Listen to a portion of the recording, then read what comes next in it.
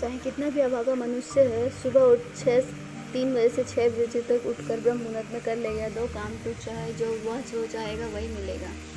एक समय की बात है, माता पार्वती ने भगवान शिव से पूछा, स्वामी मैंने देखा है कितना भी अभागा मनुष्य हो, अगर वह सुबह के समय ब्रह्म मुहूर्त में उठता है तो वह बहुत ही सुखी रहता है।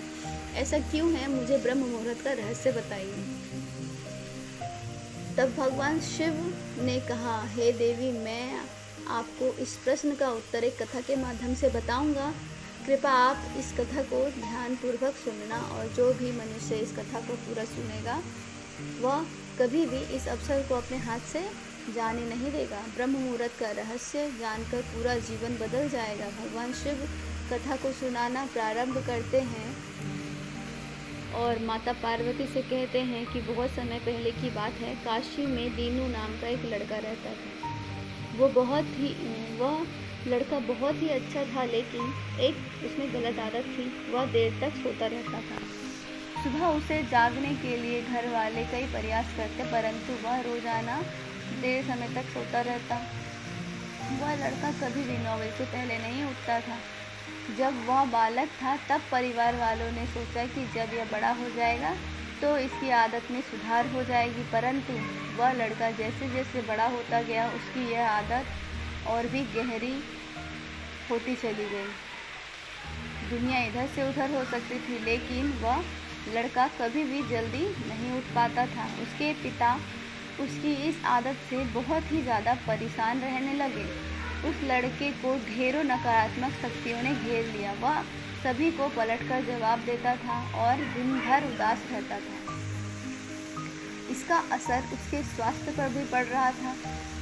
जब उस लड़के को यह पता चला कि उसके सभी मित्र सफलता को प्राप्त कर चुके हैं, तब वह और भी चिंतित हो गया और ईश्वर को कोसने लगा।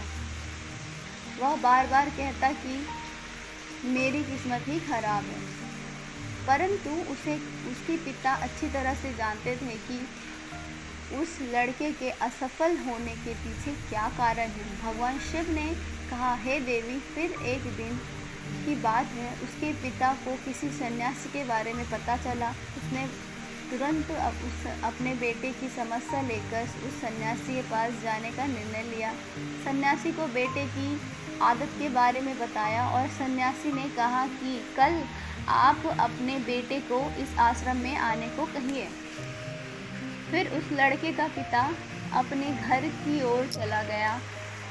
उसे पता था कि अगर वह सीधे तरीके से अपने बेटे को सन्यासी से मिलने के लिए कहेगा तो वह कभी भी तैयार नहीं होगा। उसने अपने बेटे को अपने पास बुलाया और कहा, तुम्हारे सारे मित्र जीवन में सफलता प्राप्त कर चुके हैं, क्या तुम सफल नहीं होना चाहते?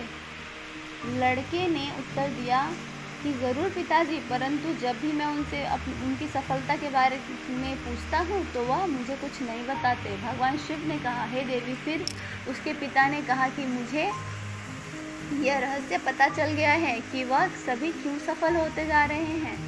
तब उस लड़के ने बड़ी उत्सुकता से पिता से पूछा कि क्या पता चल गया है पिताजी, कृपा करके आप मुझे भी बताइए।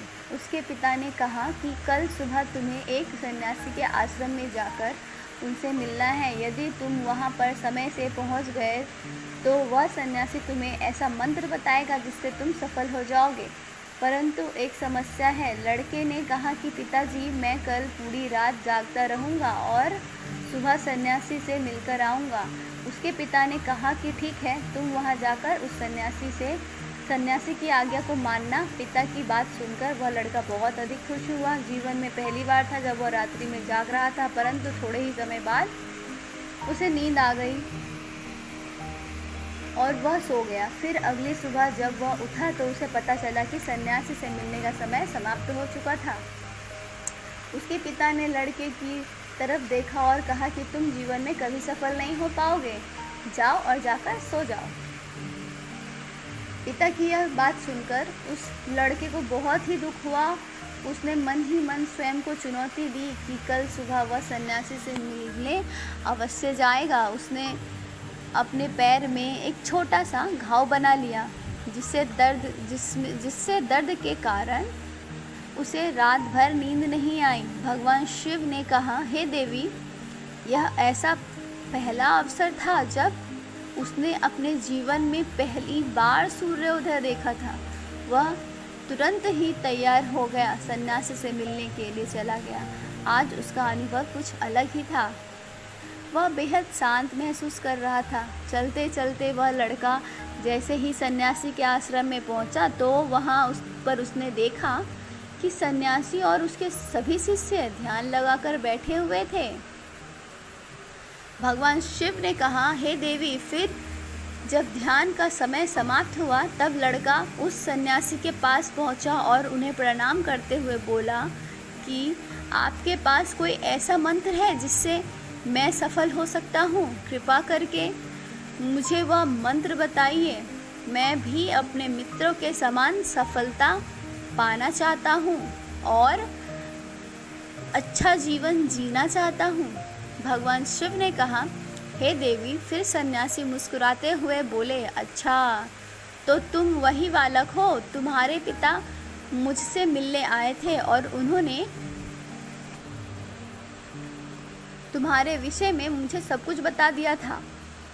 मैं तुम्हें वह मंत्र अवश्य बता देता, परंतु अब लड़के ने जैसे ही परंतु शब्द सुना तो वह लड़का घबरा गया और उसने पूछा, परंतु क्या गुरुदेव? तब सन्यासी बोला, मैं तुम्हें वह मंत्र बताऊंगा, परंतु अगले 21 दिनों तक तुम्हें मेरी आज्ञा माननी होगी। मैं तुम्हें वह मंत्र 21 दिनों के बाद बताऊंगा। तब तक मैं तुमसे जो भी कार्य कहूँगा तुम्हें वह करना होगा। यदि तुम असफल हुए या कार्य के बीच में तुम्हारा संकल्प टूट गया तो उस मंत्र का असर नहीं होगा। दृढ़ निश्चय के साथ उस लड़के ने कहा कि मुझे आपकी सारी आज्ञा स्वीकार है। मैं अगले 21 दिनों के लिए आपका दास हूँ। आप जो भी कहेंगे मैं वही कार्य करूँगा। मुझे केवल और केवल उस मंत्र के बारे में जानना है। भगवान शिव ने कहा, हे देवी। फिर सन्यासी ने उस लड़के से कहा कि ठीक है, कल से तुम्हारा कार्य शुरू होगा। तुम इसी आश्रम में निवास करोगे। वह लड़का आश्रम में निवास करने के लिए तैयार हो गया। सन्यासी ने कहा कि यहाँ रहते हुए तुम्हें ब्रह्म मुहूर्त में उठना होगा और दूसरों शिष्यों की तरह ध्यान तप भी करना होगा। साथ ही आश्रम के कार्य में भी सहायता करनी होगी। ध्यान रहे, यह संकल्प टूटना नहीं चाहिए। भगवान शिव ने कहा, हे देवी। अब वह लड़का सन्यासी की बात से सहमत हो गया और अगले दिन से उसके कार्य के दिन की शुरुआत थी। इस बार उसने दृढ़ निश्चय किया, परंतु एक सप्ताह बीतने के पश्चात ही उसका संकल्प टूट गया और वह 8वें दिन देर तक सोता रहा। जब वह नींद से जागा तो उसने कहा कि मुझसे कितनी बड़ी भूल हो गई। वह रोते हुए सन्यासी के पास पहुंचा और कहने लगा कि हे गुरुदेव, मेरा संकल्प टूट गया। अब मैं जीवन में कभी सफल नहीं हो पाऊंगा। सन्यासी ने उसे समझाते हुए कहा कि एक बार फिर से शुरुआत करो, फिर से संकल्प करो। फिर लड़के ने सन्यासी से पूछा कि सुबह उठना इतना आवश्यक क्यों है गुरुदेव? और कहा, यहाँ पर सभी लोग इतनी जल्दी क्यों उठ जाते हैं? भगवान शिव ने कहा, हे देवी। तब सन्यासी ने लड़के को समझाते हुए कहा कि सुबह यानी कि ब्रह्म मुहूर्त में उठने के पीछे बहुत बड़ा विज्ञान छुपा है। लड़के ने कहा कि कृपा मुझे वह विज्ञान बताने की कृपा करें। सन्यासी ने कहा कि रात्रि को 4 पहर में बांटा गया है। पहला रुद्र काल, जिसका समय 6 से 9 बजे के बीच तक होता है। दूसरा राक्षस काल, जिसका समय रात्रि 9 बजे से लेकर 12 बजे तक होता है। और तीसरा गंधर्व काल, जिसका समय 12 बजे से लेकर 3 बजे तक होता है। और सबसे अंत में जो पहर आता है उसे मनोहर काल कहते हैं। इस समय को ब्रह्म मुहूर्त या अमृत वेला के नाम से भी जाना जाता है। इसका समय भोर 3 बजे से लेकर 6 बजे तक का होता है। यह वह समय होता है जब पूरे संसार में नकारात्मक शक्तियाँ निष्क्रिय अवस्था में होती है और सकारात्मक शक्तियों का सक्रिय प्रभाव होता है। ब्रह्म मुहूर्त अर्थात देव मुहूर्त। ब्रह्म मुहूर्त का अर्थ देवताओं का समय होता है। भगवान शिव ने कहा, हे देवी, वह सन्यासी आगे कहता है कि इस समय देवता धरती पर विचरण कर रहे होते हैं। अगर जागृत मनुष्य पर उनका बड़ा ही सकारात्मक प्रभाव पड़ता है। ब्रह्म मुहूर्त में ऐसा समय होता है जिसमें मनुष्य का मस्तिष्क बिल्कुल ही खाली होता है। इस प्रकार कोई भी विचार नहीं आता और जब इस समय व्यक्ति अपनी पुस्तक खोलकर पाठ करता का अध्ययन करता है तो उन्हें सब कुछ जल्दी जल्दी याद भी होता है और यह लंबे समय तक याद रहता है। यह ऐसा समय है जिसमें हम ज्ञान को समझने का प्रयास करते हैं। इस कारण आश्रम के सभी शिष्य और संसार में बहुत से ज्ञानी लोग ब्रह्म मुहूर्त में ही उठ जाते हैं और प्राचीन काल में रोशनी का कोई स्रोत न होने के कारण लोग अपने दिन का समापन सूर्यास्त के साथ और आरंभ सूर्योदय के साथ करते थे। यह एक तरीका है जिससे मानव जीवन प्रकृति के साथ तालमेल बनाकर चलता है। भगवान शिव ने कहा, हे देवी। फिर उस लड़के ने कहा, ठीक है, मैं कल से अपना संकल्प फिर से शुरू करता हूँ, परंतु ब्रह्म मुहूर्त में उठकर मुझे क्या क्या करना चाहिए। तब सन्यासी ने कहा कि ठीक है, मैं तुम्हें बताता हूँ कि ब्रह्म मुहूर्त में क्या क्या करना चाहिए और कैसे करना चाहिए। सबसे पहले उठकर धरती माता को पर पाँव रखने से पहले धरती माता को प्रणाम करना चाहिए और अपने दोनों हथेलियों को देखना चाहिए और ईश्वर को धन्यवाद देना चाहिए कि उन्होंने तुम्हें आज का सूर्योदय देखने का अवसर दिया। इसके बाद नित्य कर्म और स्नान से शरीर की ही नहीं बल्कि मन की भी शुद्धता बढ़ती है। स्नान करने के पश्चात ध्यान की प्रक्रिया होती है। ब्रह्म मुहूर्त में ध्यान की अवधि 21 दिन तक होती है। इस विधि का उपयोग तब किया जाता है जब आप अपनी कोई मनोकामना की पूर्ति चाहते हैं। यह ऐसा समय होता है जब व्यक्ति अपने ज्ञान चक्र को सक्रिय करने पर काम करता है। भगवान शिव ने कहा, हे देवी। आगे वह सन्यासी कहता है, आज्ञा चक्र दोनों भुवों के बीच होता है। यह संकल्प का स्थान भी कहा जाता है। अगर इस चक्र पर ध्यान केंद्रित किया जाए और अपनी मनोकामना को बार बार दोहराया जाए तो मात्र 21 दिन के भीतर वह मनोकामना पूर्ण होती है। अगर आपके मन में कोई अधूरी मनोकामना है और आप भी उसे पूरा करना चाहते हैं, तब उसे सबसे पहले उस मनोकामना का स्पष्टीकरण कर लें। आपको क्या चाहिए यह निर्णय अवश्य कर लें। इसके बाद ध्यान की विधि को शुरू करें। ब्रह्म मुहूर्त में स्नान के बाद एक ऐसा स्थान चुनें जहां पर वायु प्रवेश हो। ध्यान में शुद्ध प्राण वायु का होना आवश्यक है। ध्यान की मुद्रा में रीढ़ की हड्डी सीधी होनी चाहिए और गर्दन की भी हड्डी सीधी होनी चाहिए। सुखासन की अवस्था में दोनों हाथों को घुटनों पर रखकर आंखें बंद करके बैठ जाएं। हाथों की मुट्ठी को बंद कर लें और 2-3 मिनट तक बिल्कुल शांत हो जाएं।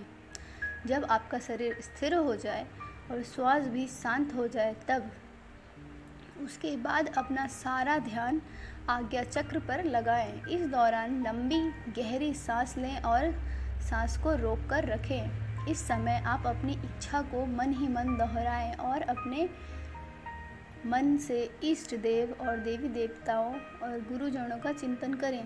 भगवान शिव ने कहा,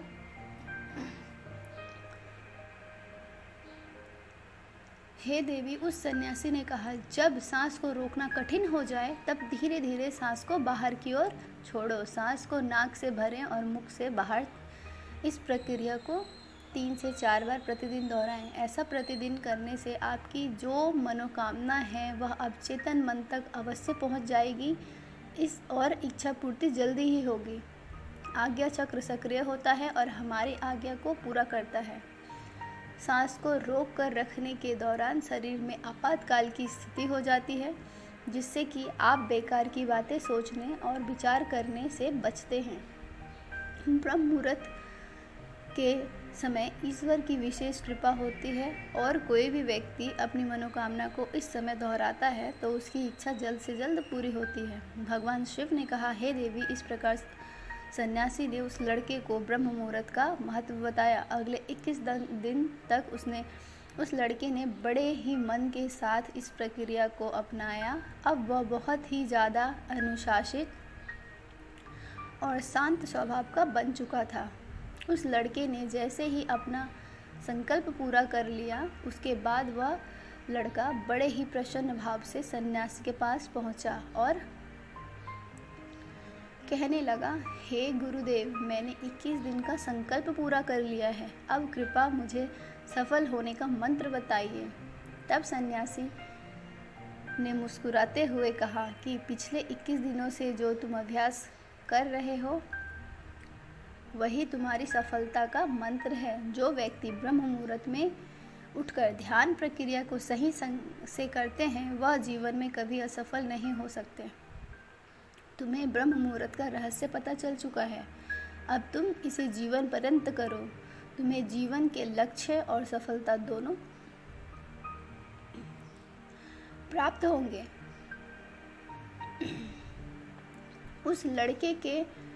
उस लड़के ने सन्यासी को धन्यवाद दिया और ब्रह्म मुहूर्त के नियमों का पालन जीवन पर्यंत करने का वादा किया। भगवान शिव ने कहा, हे देवी, अब तो आपको पता चल गया होगा कि ब्रह्म मुहूर्त क्या होता है।